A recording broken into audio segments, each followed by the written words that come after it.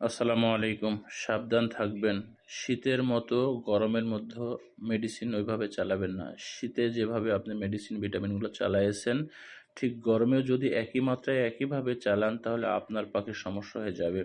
AD3, cell, calcium, WS, amino, এই multivitamin যেগুলো গরম তৈরি করে, সেইগুলো যদি আপনি শীতে যে পরিমাণ দিয়েছেন ঠিক গরমে এসে ওই পর্যন্ত দিবেন না।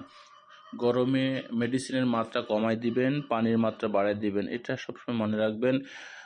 কারণ হচ্ছে গরমের সময় তো এমনি পর্যাপ্ত গরম, AD3, সেল, ক্যালসিয়াম এগুলো অত্যন্ত পাখির শরীরকে গরম করে। এগুলো যদি আপনি মাত্রাগুলো বেশি দেন তাহলে পাখি কিন্তু স্ট্রোক করবে। ভালো পাখি দেখছেন 2-1টা করে মারা যাচ্ছে।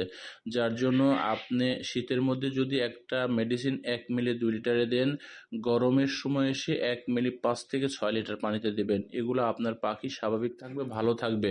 আপনার পাখির ভিটামিনের অভাব হয়েছে এই ভেবে যদি আপনি মাত্রাগুলো শীতের পরিমাণ মতো ব্যবহার করেন তাহলে আপনার কিন্তু এদিক থেকে ক্ষতি চলে আসবে। এই জন্য সাবধানতার সাথে ডাক্তারের সাথে পরামর্শ করে ব্যবহার করবেন।